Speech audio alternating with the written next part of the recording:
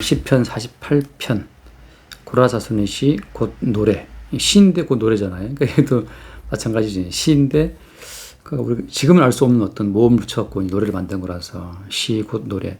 여호와는 위대하시니 우리 하나님의 성 거룩한 선에서 극진히 찬양 받으시리로다. 터가 높고 아름다워 온 세계가 즐거워하며 큰 왕의 성 곧 북방에 있는 시온산이 그러하도다. 하나님이 그 여러 궁중에서 자기를 요새로 알리셨도다. 왕들이 모여서 함께 지나갔으며 그들이 보고 놀라고 두려워 빨리 지나갔도다. 거기서 떨림이 그들을 사로잡으니 고통이 해산하는 여인의 고통 같도다. 주께서 동풍으로 다시스의 배를 깨뜨리시도다. 우리가 들은 대로 만군의 여호와의 성 우리 하나님의 성에서 보았나니 하나님이 이를 영원히 견고하게 하시리로다. 자, 여기까지 먼저 볼게요. 일단 여호와가 위대하시다. 그러니까 우리가 여호와가 위대하시다 이렇게 말할 때 뭐 우리 입장에서 우리 주제에서 위대하다 하지 않다를 따질 만한 입장이 이제 못 되거든요. 그러니까 피조물이 뭐 조물주의 크기를 판단할 수 있겠어요. 그래서 근데 여호와는 위대하시다 이렇게 찬송한다고 하는 것은 그러니까 피조물의 어떤 존재성을 그걸 이제 깨뜨리고 찢으면서 나오는 어떤 소리인 거죠. 그러니까 이건 어떻게 보면 이제 주님이 자기의 존재성 자체를 드러낼 때 피조물의 그 피조물됨, 피조물의 자아성을 확 찢으면서 확 깨뜨리시면서 그 속에 그 창조자의 어떤 숨결을 확 터트려내시는 거란 말이죠. 그게 찬송이에요. 그러니까 우리가 배불러서 뭐 기분 좋아, 기분 나빠서 우리가 부르는 찬송이 아니고 그냥 그 인간 자아의 비탄이나 어떤 감정적인 격동 때문에 나오는 노래가 아니라 그냥 창조주가 피조물 속에서 자기의 숨결을 터트려내시듯이 그냥 자기 자신을 딱 드러낼 때 그때 피조물은 자기의 의지를 넘어선 어떤 의지에 의해서 여호와는 위대하시다라고 하는 그 말을 토해내는 거죠. 그러니까 우리가 뭐 흔히 말하는 토한다라고 말할 때 그 토한다는 것은 어떤 우리 이성적 작용이 아니라 우리 몸의 작용이잖아요. 그냥 몸속에서 뭔가 그냥 울컥 이렇게 밖으로 이렇게 보미트 영어로 이렇게 토해내는 건데 그런 것처럼 뭔가 우리 속에 있는 그 뭔가가 울컥 바깥으로 튀어나오는 그때 나오는 고백이 여호와가 위대하시다라고 하는 거죠. 그러니까 이제 찬양은 다 그런 식이에요. 찬양이라는 것은 우리의 이성으로 인지해서 주님 괜찮은 분이네, 주님 아름답습니다 이렇게 하는 거는 찬송이라고 할 수 없어요. 그냥 그건 자기 자아의 어떤 표현이죠. 그래서 가끔 이제 산에 가면 그 산에 갔을 때 어떤 목사님들이 막 바람 불고 좋으니까 막 야호하듯이 막 찬송을 불러요. 제가 듣기엔 그 찬송이 아니라고. 그냥 산바람 쐬고 기분 좋아 나오는 이제 그 야호 하는 것처럼 그 자기 자아의 어떤 즐거움, 기쁨 그걸 이제 표현하는 거고 성경에서 말하는 찬송이라고 하는 것은 그 자아가 인지하지도 못할 만큼 그 자아가 측량할 수 없는 어떤 뭔가에 의해서 이렇게 울컥 밀려나는 거죠. 밀려 올라오는 게 찬양이라고 하는 거예요. 그래서 여호와가 위대하시다라고 뱉어놓고 나서 뒤늦게 이제 자기 이성이 주님이 왜 위대하시지? 라고 이제 내 속에서 올라온 그 소리를 따라서 왜 위대하지를 뒤늦게 따라가는 것이 이제 오히려 이제 성도의 이제 묵상이 되는 거죠. 이제 보통 우리가 이제 성경을 보고 묵상하자. 성경을 읽고 막 문자적으로 주어가 뭐고 동사가 뭐고 연구해 가지고 이때 이 화자가 말하는 어떤 기분이었을까 하고 우리 입장에 생각하는 것이 그건 이제 묵상이 아니고 성경에서 말하는 묵상이라고 하는 것은 그 성도 속에 창조자의 어떤 존재하심을 나타내 보여서 우리 피조물은 그 창조자의 자기 표현의 도구로 확 쓰인 거란 말이죠. 그러니까 이제 성도의 몸 자체가 마치 이제 악기 분 연주자가 쓰는 그 악기 같은 거죠. 그 뭐지 그거 왜 뭐 트럼펫이나 뭐 트럼본 속에 끼우는 거 뭐라 그러죠? 조그만 그거. 야금기? 네? 야금기? 아니 여기 말고 이렇게 아무튼 불기 위해서는 그 속에 뭐 조그만 거 마우스피스 말고 그 속에 또 들어가는 게 있어요. 조그만 거 뭐라는데 잊어버렸다. 리드. 예. 그 리드 여기 하나 있어요 지금 그 음악하신 목사님이 그 배달을 교육 잠시켜갖고 지금 하나 와 있어요. 오늘 밤에 또 연주한다 하더라고.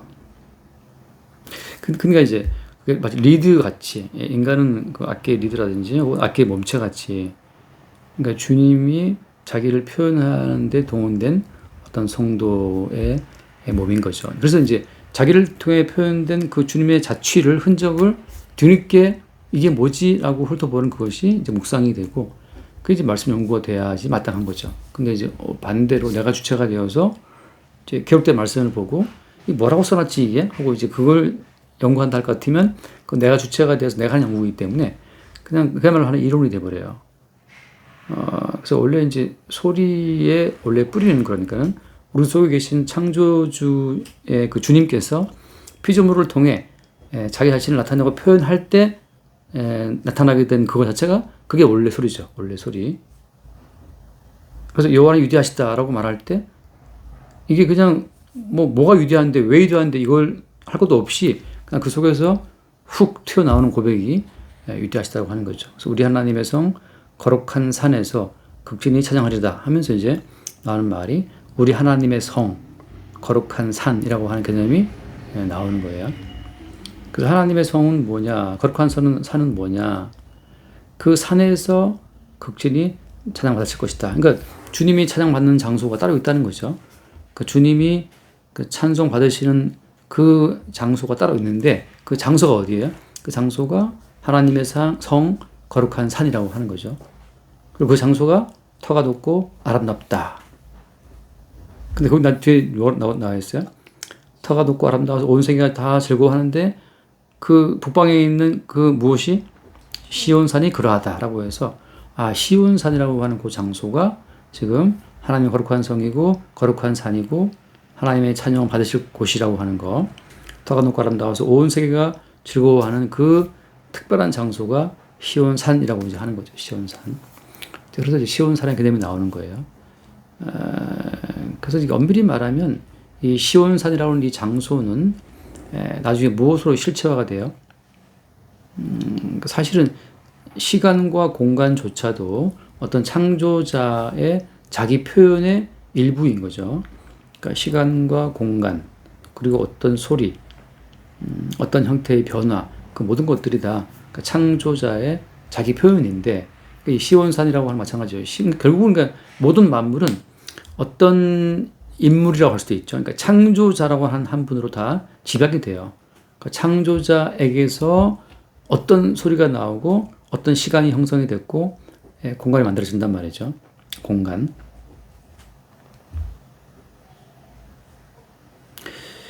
그러니까 이제 그렇잖아요. 공간이라는 자체가 태양계로 치면 하지만 태양계라고 할 때 그 태양의 질량이 태양계에 있는 모든 행성들을 다 합친 것, 다 합쳐봤자 태양 자체, 태양 한 개의 질량이 태양계의 99.8%를 차지하거든요. 그러니까 뭐 지구, 수금지와 북도 다 합해도 0.2밖에 안 되는 거라. 99.8%는 이건 태양 무게예요, 그냥. 그러니까 결국 태양을 중심으로 해서 공간이 움푹 패 있는 거죠. 그러니까 중력이라는 자체가 중력은 단순한 힘이 아니라 그 밀도 있는 어떤 천체에 의해서 공간이 이렇게 쭉 쭈그러드는 거잖아요. 이게 깔때기처럼. 그러니까 태양을 중심으로 태양이 움푹 공간을 이렇게 뭐랄까 움푹 들어가는 상태에서 태양이 있다 보니까는 나머지 행성들은 다 그 태양 주위에서 이렇게 깔때기처럼 이게 빙빙 돌고 있는 거란 말이죠. 그게 이제 공전인데 그래서 이 공전 궤도를 보게 되면 약간 특이하더라고요. 모양이 재밌어요. 아무튼 우리 인체로 말하자면 DNA 나성 구조, 이중 나성 구조, 이중 나성 구조 같은 형태인데 아무튼 그 태양을 중심으로 해서 공간이 움푹 패이면서 거기서 이제 흔히 말하는 중력 같은 게 작용되면서 태양에 붙들려 있는 거잖아요. 그러니까 시온산이 그러하다 말할 때 이 시온산이 사실은 온 세계의 중심이고, 그러니까 시온산을 중심으로 온 세계가 움푹 패여 있는 거죠. 그러니까 이 세계의 모든 만물의 중심점 자체가 가장 높은 밀도가 이제 시온산인데, 그 시온산 중심으로 모든 만물이 이게 붙들려 있어요. 태양의 그 중력에 의해서 천체가 우리 모든 수금지와 왕도철명이 붙들려 있는 것처럼 시온산에 의해서 나머지 모든 만물이 붙들려 있다고 하는 거죠. 그런 점에서 이 시온산이 모든 만물의 중심인데, 근데 이 시온산이 나중에 가면 어떻게 바뀌냐면 이게 뭐로 바뀌어요? 이 시온산 자체가 이게 예수 그리스도로 바뀌어요. 그러니까 예수 그리스도라고 하는 한 분으로 시온산의 의미가 실체화되면서 사실은 모든 만물의 중심이 누구였다는 거예요? 중심이 그 태초에 말씀이 계시니라 하셨던 그 태초에 말씀으로 계시는 그분이 모든 만물의 중심점이라는 그 사실이 이제 나중에 드러나게 되죠. 그러니까 결국은 무슨 말인가 하면 이거는 여호와가 위대하시다라고 하는 그 모든 말은 이 모든 우주 만물의 창조 세계의 중심점에 계시는 그 태초에 말씀이 계시니라 하셨던 그 말씀으로부터 나타난 소리라고 하는 거죠. 그러니까 우리가 뭐 스피커처럼 이렇게 말을 하면 그 우리가 한 말이 스피커를 통해서 확대되어서 막 뻗어가잖아요. 그럼 예를 들어서 나 여기서 한 말인데, 나 여기서 그냥 마이크 대고 내가 한 말인데 그 마이크 대고 한 그 말이 스피커를 통해서 기기화된 음으로 증폭이 되면서 막 뻗어나갔어요. 그래가지고 저기 한 3km 끝에 사람 들었어. 그 사람이 들은 거는 기계의 음을 들은 것인가? 아니면 내 소리를 들은 것인가? 성자님이 얼마나 비슷한 시인데, 그러니까 그 3km 끝에 있는 그 사람은 어떤 스피커 확장된 소리, 앰프를 통해 확장된 소리, 기계의 음을 들은 거예요? 아니면 3km에서 말한 내가 말한 마이크 대고 말한 내 소리를 들은 거예요? 어쨌든 간에 근원 자체는 내 소리죠, 그죠? 그러니까 제 말은 뭐냐면 지금 우주 만물의 모든 소리가 사실은 모든 소리의 근원은 우주 만물의 중심에 자리하고 있는 그 태초의 말씀이 계시라는 그 말씀에서 나온 소리라고 하는 거죠. 결국은 새 소리든 뭐 동물 소리든 아니면 천체가 없는 소리가 아닌 모든 소리는 모든 만물의 중심이 되시는 그 예수 그리스도에서 나온 소리라고 하는 거예요. 그래서 이 소리에 대한 비밀을 예컨대 다윗은 알았기 때문에 이런 말을 해요. 그 시편 몇 편이지? 19편인가? 네, 시편 한번 봐요. 19편. 시편 19편을 보면 1절, 2절을 1, 2, 3절을 한번 봅시다. 시편 19편 1절. 다윗이 쓴 시예요. 똑같아요. 다윗의 시인데 또 인도자를 따라 부르는 노래예요. 그러니까 구약은 다 시가 고 노래거든요. 그리고 이제 우리는 지금 알 수 없지만 뭐 히브리어의 모음이 다시 없었기 때문에 그러니까 그 당시에 정확한 이 다윗의 시인데 노래이기 때문에 근데 노래도 지금 악보는 없단 말이죠. 그러니까 악보는 모르는데 지금도 이 이스라엘 사람들은 집회를 할 때 뭐 웅얼웅얼 노래를 불러요. 근데 그게 뭐 어떻게 보면 뭐 악보가 있는 것이도 않고 근데 어떻게 보면 지도 못대로 부르는 것도 하고 그러는데 뭐 아무튼 이 시편을 할 때 그냥 읽지 않고 웅얼웅얼 뭐 이렇게 노래 하듯이 한단 말이죠. 뭐 이렇게 그래서 자꾸 웃긴 한데 그래서 하늘이 하나님 영광을 선포하고 궁창이 그의 손으로 하신 일을 나타내는도다.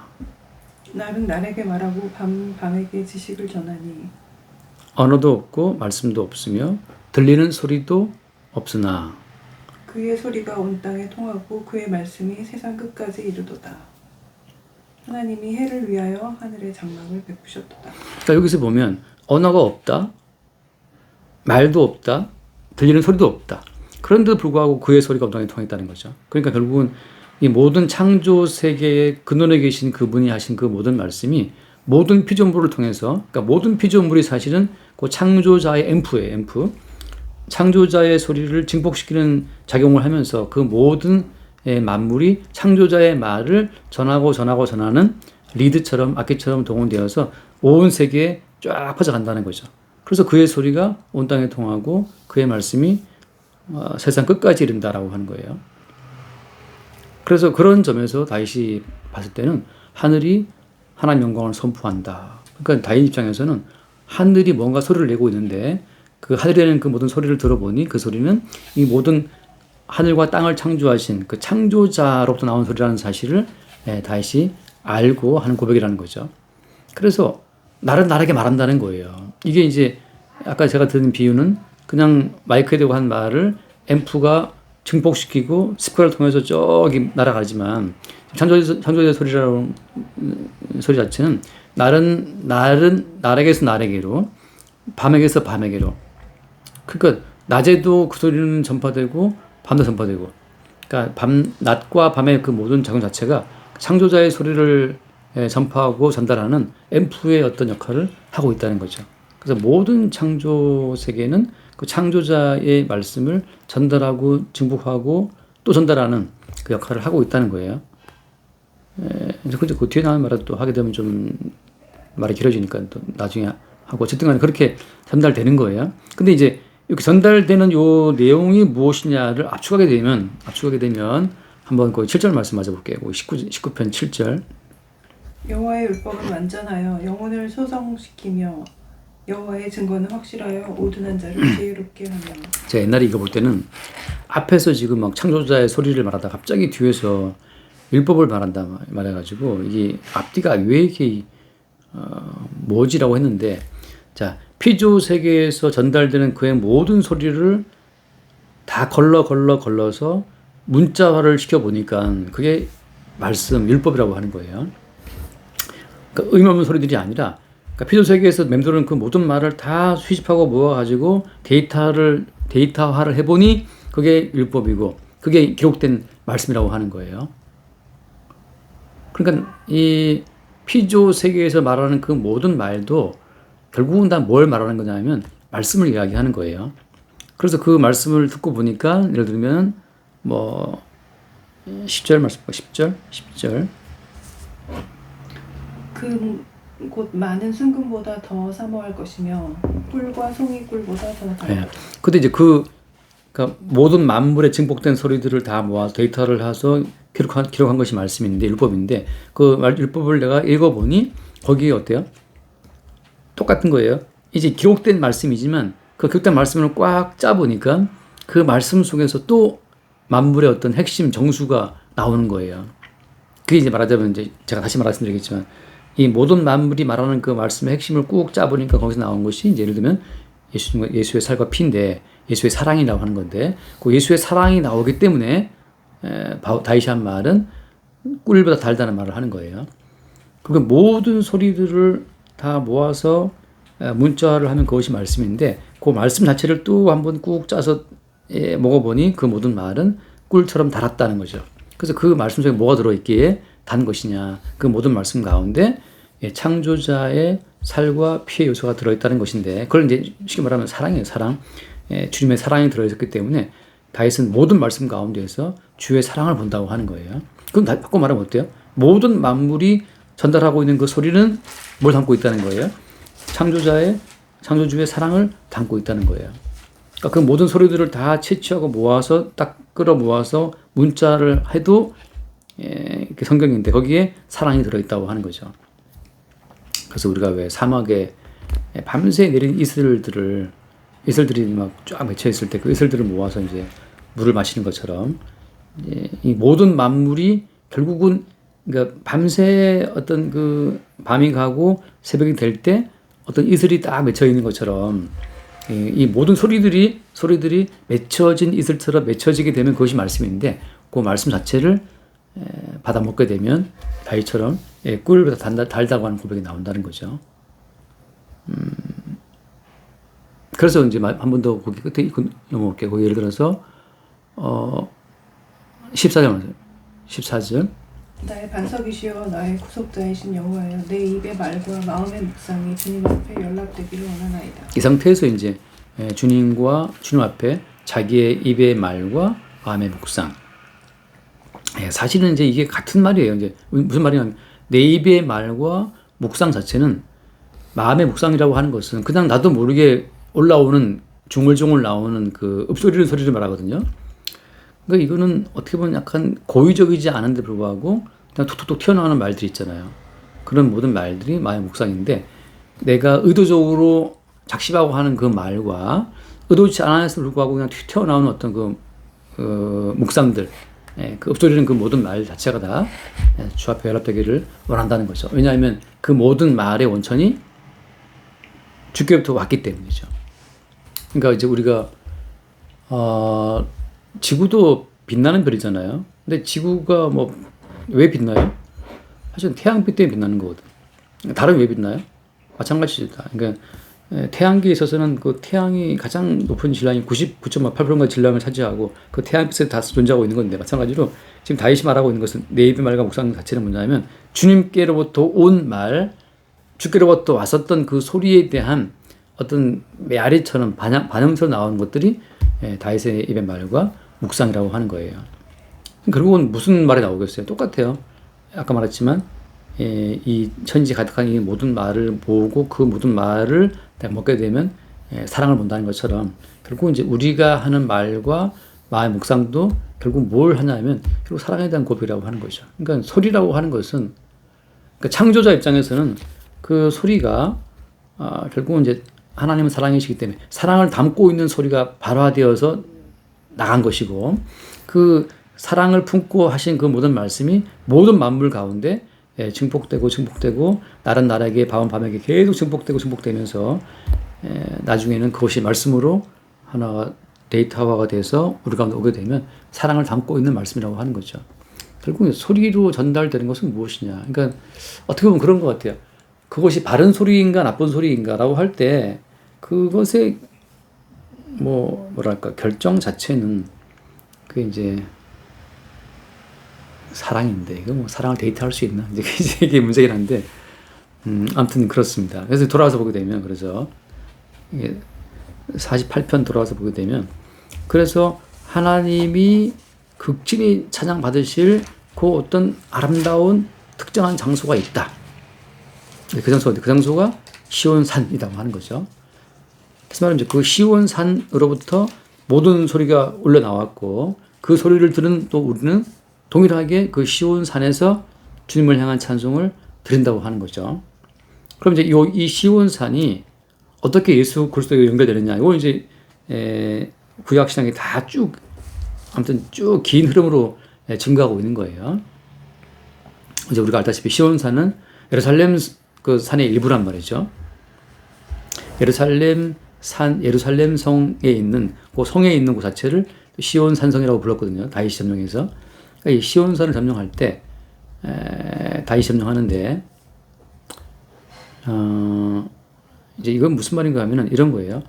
그러니까 시온산 자체는 인간의 의지나 인간의 지혜로 도달할 수 없는 산성이에요. 이것은 이것도 할 말이 많긴 한데 이런 거죠. 애초에 가나안 땅 자체는 이스라엘 백성들의 힘과 지혜로 점령이 가능한 땅이었나요? 아니에요. 그러니까 지금 성경은 계속 어떤 그 impossible, 불가능을 말해줍니다. 그래서 출애굽은 이스라엘 백성들의 의지로 가능했나요? 출애굽도 이스라엘 백성들의 의지로는 불가능했던 과제였어요. 주님이 모세를 보내고 10번의 재앙을 통해서 애굽을 박살낸 다음에 어쩔 수 없이 바로가 이스라엘을 보내준단 말이죠. 그 다음에 홍해 건너는 거 어때요? 홍해 이스라엘 백성들이 밤새 물 퍼서 건너나요? 아니죠, 그죠? 주님이 바람 보내서 홍해를 갈라서 건너게 했단 말이죠. 그래서 그 홍해 도하가 인간의 힘이 아니라는 걸 보여주기 위해서 이스라엘이 건넌 다음에 다시 물을 합쳐버리죠, 그죠? 그래서 애국 사람 다 죽어버려요. 그 다음에 광야 40년은 이스라엘 백성들의 힘으로 건널 수 있는 공간이었나 하면 아니거든요. 그 다음에 가데스 바네아에서 이스라엘 백성들이 12명 정탐꾼 보낸 거 알죠? 정탐꾼 보냈을 때 어떤 결과였어요? 그 중에 10명이 반대했어요. 가면 죽는다. 가나안 땅은 들어갈 수 없다라고 이제 거기는 가면 죽는다. 거인들이 있고 하면서 아무튼 그 10명은 다 반대하고 그들이 통곡을 엄청나게 심하게 한다고. 누구만 거기서 이제 찬송을 해요? 여호수아 갈렙만 아니다 할 수 있다. 왜? 지금까지 그러니까 출애굽부터 해서 홍해를 건너고 광야 40년 건너온 그 모든 것을 40년 그건 아니었지만 출애굽해서 광야를 거쳐온 과정을 보니 어때요? 어차피 이것은 인간의 힘으로 가능했던 여정이 아니었다는 사실을 여호수아 갈렙은 알죠. 그러니까 지금 불가능한 길을 걸어온 거예요. 마찬가지로 가나안 땅 점령도 어차피 우리 힘으로는 안 되는 거야를 갈렙과 여호수아는 알고 있는 거예요. 이제 그런 식으로 해서 여호수아 갈렙만 빼고 다 반대예요. 그래서 결국은 우리 돌아와서 40년을 도는 거예요, 이제. 그러니까 어차피 가나안 땅에 들어와야 예루살렘도 있고 시온산도 있는데 어차피 이 시온산 자체의 접근 자체가 안 되는 거죠. 그러니까 지금 하나님이 극진히 찬양받으실 시온산인데 거기가 그 시온산에 도달할 자가 있다 없다? 도달할 자가 없어요. 그러니까 하나님 보시기에 온전한 찬송의 소리를 들을 자가 아무도 없는 거죠. 하나님이 원하시는 찬송을 들을 자들이 그 시온산에 와야 되는데 시온산에 아무도 못 와. 그 사실을 역사가 증명하고 있는 거예요. 그다음에 가나안 들어왔다. 가나안 땅에 들어온 그 다음에도 어때요? 계속해서 누가 쳐들어오고 우상 숭배하고 해서 계속해서 이 시온산에서 온전한 찬송을 들을 수 있는 이 자체가 이게 뭐랄까 임파서블하다는 사실이 계속 이제 역사 가운데 드러나요. 여기서 이제 하나 정리할 게 뭐냐면은 그게 이제 찬송이라고 하는 것은 이게 산자들이 할 수가 없어요. 그러니까는 아까 제가 처음에 말했잖아요. 자기 존재성이 그대로 유지가 되는 상태에서는 찬송이 안 나와요. 찬송이라는 것은 자기 존재성이 찢어지고 깨지면서 그 속에 원래 들어있었던 그 창조자의 의지가 딱 튀어나올 때 화산 폭발하듯이 그때 찬송이 나오는 거거든요. 그러니까 나의 나됨을 지키는 그 선에서 나의 나됨을 지키기 위해서 기도하고 순종하고 찬송한다. 그것은 다 그냥 우상 숭배예요. 자기를 위한. 자기를 우상 숭배이고 주님이 그의 존재성을 깨트리고 죽이는 어떤 과정 속에 집어넣을 때 그때 찬송이 나온다고 하는 거죠. 그래서 예를 들어서 홍해 건넜잖아요. 홍해 건넌다는 자체는 이스라엘의 힘으로 안 되는 일이었거든요.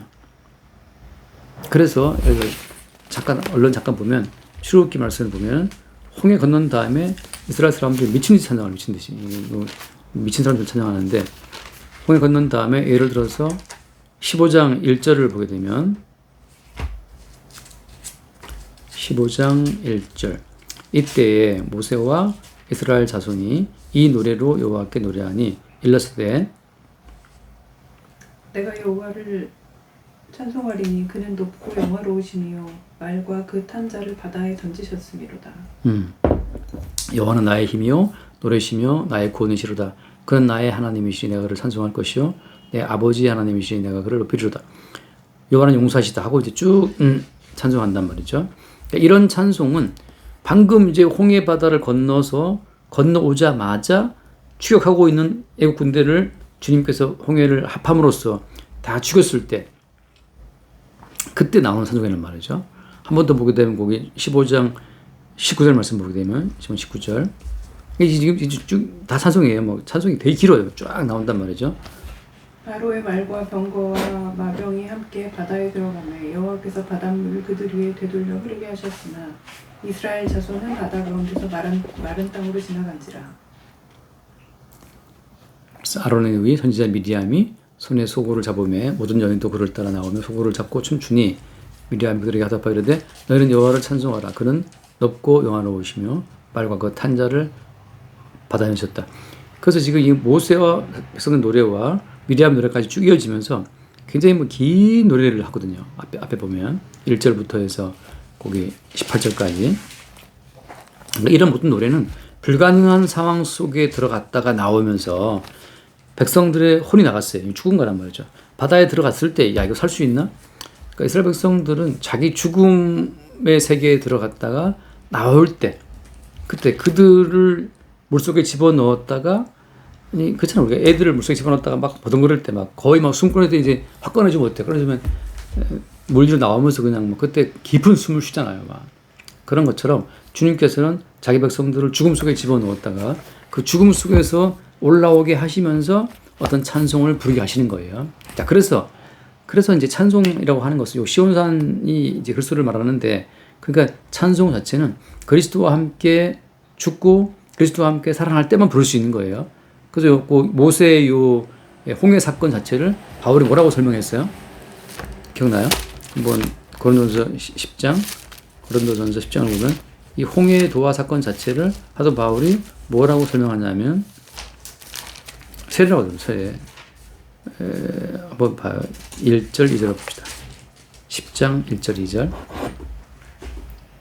형제들아 나는 너희가 알지 못하기를 원하지 아니하노니 우리 조상들이 다 구름 아래에 있고 바다 가운데로 지나며 모세에게 속하여 다 구름과 바다에서 세례를 받고. 네, 여기서 이 홍해를 건넌 사건 자체를 세례라고 이제 바울이 푼 거예요. 그러니까 그 사건은 야, 이건 집단 세례였다. 민족 전체를 그냥 홍해 바다에 다 집어넣고 그 바다에서 나오게 함으로써 세례식을 민족적으로 그냥 하나님 거행했다는 것으로 바울이 푼 거죠. 그러니까 이렇게 집단적으로 바다에 들어가서 죽었다가 다시 나오는 사건 가운데에서 이제 집단적 찬송이 튀어나오는 거죠. 그러니까 이렇게 해서 이게 이제 세례라고 이것을 번역을 하면서 그리스도와 함께 죽는 그 죽음으로 끌고 가는 거예요. 한번 더 읽어봅시다. 골로새서 2장을 보면 골로새서 2장 11절 말씀, 11절 12절. 골로새 2장 11절 12절.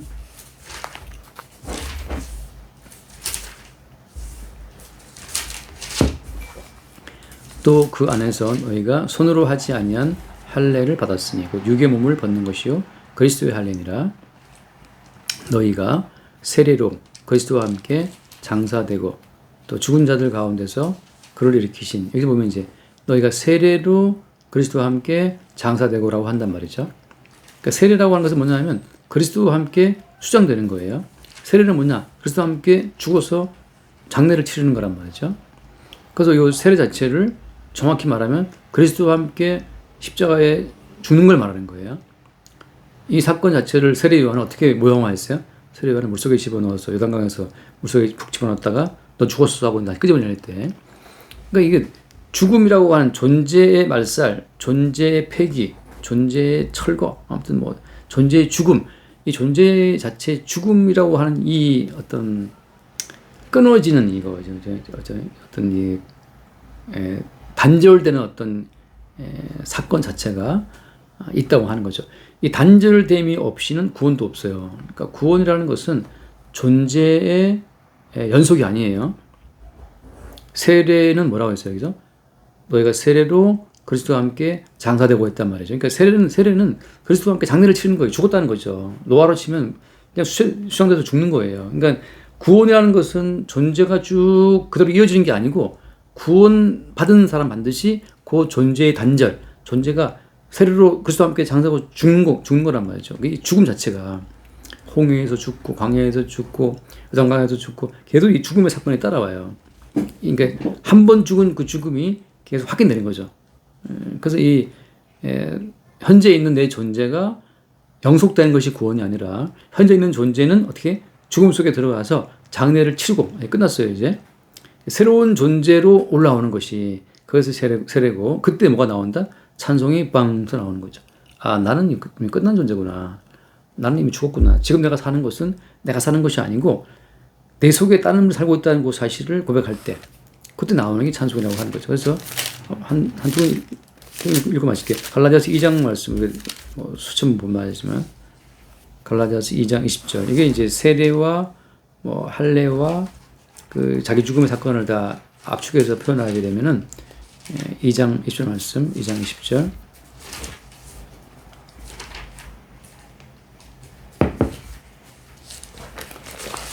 갈라디아 2장 20절. 내가 그리스도와 함께 십자가에 못 박혔다. 그런즉 이제는 내가 사는 것이 아니요 그리스도께서 사시는 것이. 아멘. 여기 그러니까는 나는 못 박혔다고 죽었단 말이죠. 이제 내 안에 사실은 그리스도가 자기의 소리를 낼 때마다 우리는 그의 리드, 우리는 그의 어떤 건반, 우리는 그의 어떤 악기가 되어서 우리 안에 사실은 분이 내는 소리를 전달하는 어떤 그분의 도구로 쓰이는 거죠. 그래서 이게 끝없는 자기 죽음, 끝없는 자기 장례. 나는 그리스도와 함께 십자가에 못 박혔다 라고 하는 그 자기 죽음, 자기 장례, 자기 단절. 이 단절 속에서만 뭐가 나온다고요?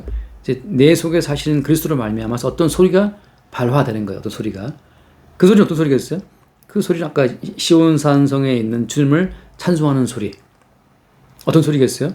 주님께서 우리를 어떻게 사랑하시는지 그 사랑에 대한 소리를 낸다는 거죠. 왜? 모든 만물은 지금 모든 만물의 그 중심점이 되시는 주님으로부터 나오는 그 사랑의 소리를 매개하고 증폭하고 전달하는 역할을 하고 있으니까 모든 만물이. 다윗도 그 소리를 들은 것이고. 그러니까 하나님은 사랑이시고 그 사랑은 어떻게 표현됐어요? 하나님은 사랑이시고 그 사랑은 자기 아들을 십자가에 못 박아 죽이는 데면서 확인된 거란 말이죠. 그래서 하나만 더 읽어보면은 우리 로마서 5장 8절 말씀, 로마서 5장 이게 사도들의 말이 다 똑같아요. 로마서 5장 8절 이거 뭐 다 외우는 말이에요. 수영자면 물론 안 외울 못 외우고 있지만 로마서 5장 8절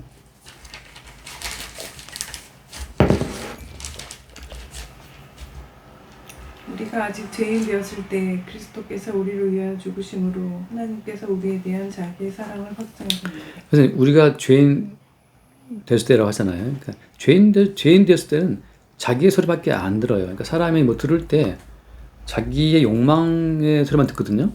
그리고 돈 얘기해주면 눈이 확 뜬단 말이죠. 내 돈 뺏어간다 그러면 눈이 확 뜨이고. 그러니까 모든 인간은 죄인이기 때문에 자기 중심적인 소리에만 귀가 밝아요. 그러니까 결국은 우주 만물에 막 증폭되고 있는 주님의 소리를 못 듣지. 왜냐하면 주님의 소리는 사랑의 소리인데 네가 이미 죄인 됐을 때 그리스도께서 대신 죽었다. 그렇게 하나님은 너를 사랑한다라고 하는 자기 아들을 죽이시면서 나타내 보이시는 하나님의 사랑의 소리가 모든 만물 가운데 증폭되고 전파되고 있는데 자기의 욕망을 챙기는 인간들은 그 소리가 안 들리는 거죠. 그래서 인간 내부에 마귀가 있다고 하는 거예요. 근데 이제 결국은 그리스도와 함께 죽은 자들은 그리스도와 함께 못 박힌 자들은 자기 죽음 속에서 다시 딱 살아나오면서 이 모든 만물은 그리스도의 죽으심으로 이미 하나님의 사랑을 나타내고 표현하고 있는 만물이구나를 보면서 이제 해를 봐도 사랑, 달을 봐도 사랑, 아들을 죽이시면서 우리를 사랑하신 하나님의 사랑을 표현하는 그 표현체로서의 모든 만물을 보면서 달의 소리, 해의 소리, 밤의 소리, 낮의 소리 다 들으면서 그 소리 가운데서 사랑을 본다고 하는 거죠. 그렇잖아요. 우리가 지금 강아지 체리가 지금 몇 살이지? 체리가 6살 엄청 늙었네. 할아버지네. 아니 그 정도는 아닌지만 할머니인가? 중년을 지나고 네. 그러니까 생각해봐요. 수영자매가 집에서 강아지를 위해서 다 준비한 거잖아요. 그러니까 체리가 미워서 준비한 건 그 중에 있어요, 없어요? 개껌 하나라도 어때? 다 그 체리를 위해 준비한 것들이거든. 근데 이제 그 체리가 이성이 있다면 이 개껌이든 모든 것 가운데에서 주인의 사랑을 느낄 수 있단 말이죠. 그러니까 괜히 걔가 이기적으로 자기 영역을 따라 챙길 필요가 있어요, 없어요? 없어요. 모든 것은 걔를 위해 준비된 것인데 걔가 자기를 사랑할 때는 자기 중심으로 뭔가를 챙기겠지. 근데 사실은 그 주인 볼 때는 어리석은 거야. 다 네 거야, 다 네 건데 왜 네가 다른 영역을 챙기냐라고 하는 것처럼 이제 주인이라고 하는 것은 따로 자기 영역을 챙기는 것인데 그때는 주님의 소리가 안 들리죠. 그때는 찬송이 나올 수가 없지. 그때는 뭐 안 주면 으르렁거리고 주면 좋아라 하고 똑같아. 우리 인간이 뭐 안 주면 으르렁거리고 주면 좋아라 하고 결국 자기색에 빠진 인간들이 보이는 반응인데 근데 주님께서 우리 안에 사시는 주님이 자기의 어떤 존재성을 사랑으로 표현할 때 그때 이제 그 소리가 우리 가운데 터져 나오면서 주님이 원하시는 그 시온 산에서 받으시는 찬송을 드린다고 하는 거죠. 여기까지 오늘 합시다. 기도할까요? 주님 감사합니다. 오늘도 말씀을 들을 수 있게 하여 주시고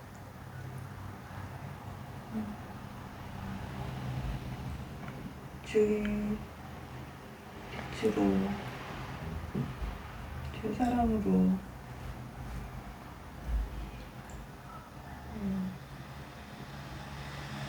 주의 사랑이 우리에게 들어와서 있는 그런 과정 속에 우리 삶이 있음을 깨닫게 하심을 감사드립니다. 이제 항상 주의 은혜를 깨달아 찬송으로 이어질 수 있도록 은혜 베풀어 주셔서 그런 말씀 예수 이름으로 부르짖습니다. 아멘. 주님 감사합니다. 사랑으로 창조하신 모든 세계를 듣지 못하는 우리의 우둔함을 십자가 못 박아 죽이시고 주의 모든 사랑을 사랑으로 알고 듣고 노래하는 새로운 생명으로 또 살아나게 하시니 감사합니다. 날마다 주에 대하여 죽고 의에 대하여 산 자가 되어 주의 사랑을 찬송할 수 있도록 주의 사랑의 소리를 만물을 통해 들을 수 있도록 우리 안에 사시는 주를 볼 수 있도록 우리를 인도하여 주옵소서. 우리 주 예수를 기도드립니다. 아멘. 기도하겠습니다.